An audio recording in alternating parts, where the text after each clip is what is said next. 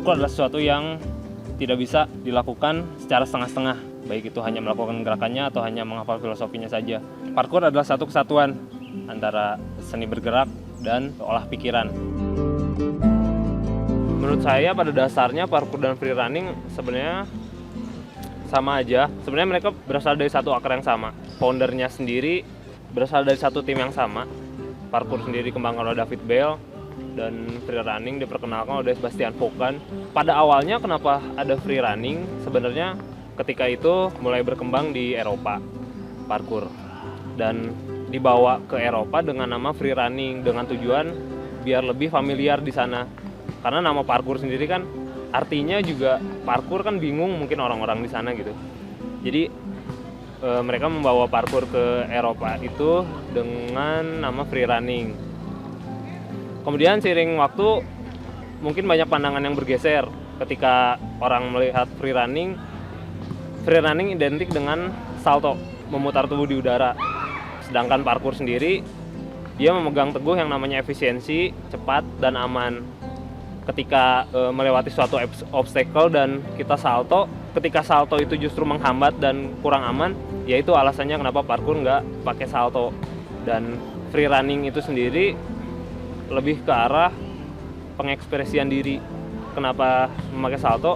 Ya, tujuan saltonya sendiri itu adalah itu, pengekspresian diri, keindahan gerak. Dengan tujuan mungkin seperti entertain juga sih tujuannya gitu. Cuma ya perbedaan parkour dan free running sebenarnya menurut saya nggak ada bedanya. Free running sendiri mengadopsi gerakan-gerakan parkour.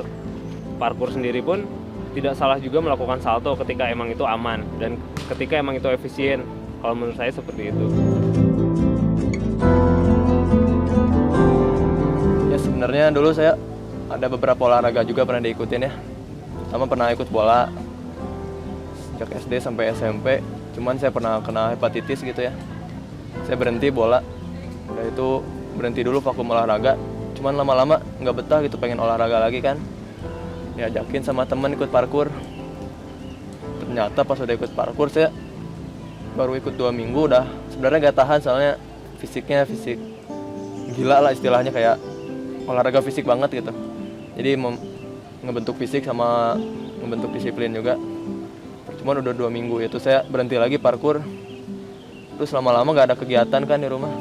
Akhirnya ikut lagi parkour, maksain, lama-lama nyaman. Jadi istilahnya saya udah mulai adaptasi dari situ. Ikutan parkour itu harus sudah diniatin gitu. Kebanyakan yang ikut parkour interestnya dari video. Video itu kan gerakannya kadang ekstrim, kadang ya orang lihatnya keren banget lah gitu. Sesuatu yang sulit dilakukan. Tapi sebenarnya video itu adalah hasil. Karena yang membuat sesuatu gerakannya indah, sesuatu gerakan sulit dilakukan yang ada di video itu adalah hasil latihan yang keras.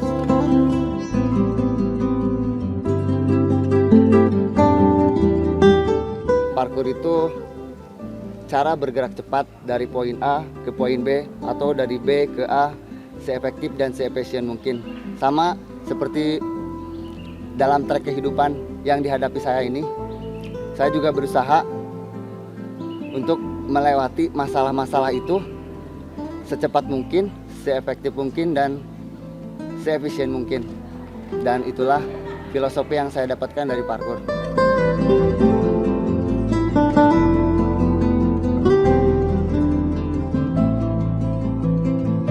Jadi perbedaan besarnya ya cuma dari masalah gerakan dan filosofi yang kita ambil aja. Mungkin parkour lebih ke efisiensi gerakan, amannya, cepatnya, dan free running lebih ke keindahan gerak, pengekspresian diri dengan melakukan salto dan gerakan-gerakan yang mungkin orang yang tidak mendalaminya akan menyebutnya ekstrim.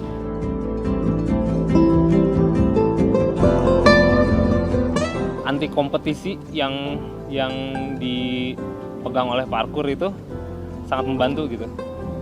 Ketika kita melakukan suatu olahraga, ketika ada kompetisi, ada perasaan tertekan gitu tersendiri. Tapi di parkour karena anti kompetisi, kita berkembang bebas, tidak terpatok pada satu tuntutan.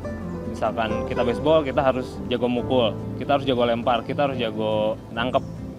Kalau di parkour kita bebas, kita berkembang sesuai basic kita sendiri. Kita mau berkembang kemana, kita bebas.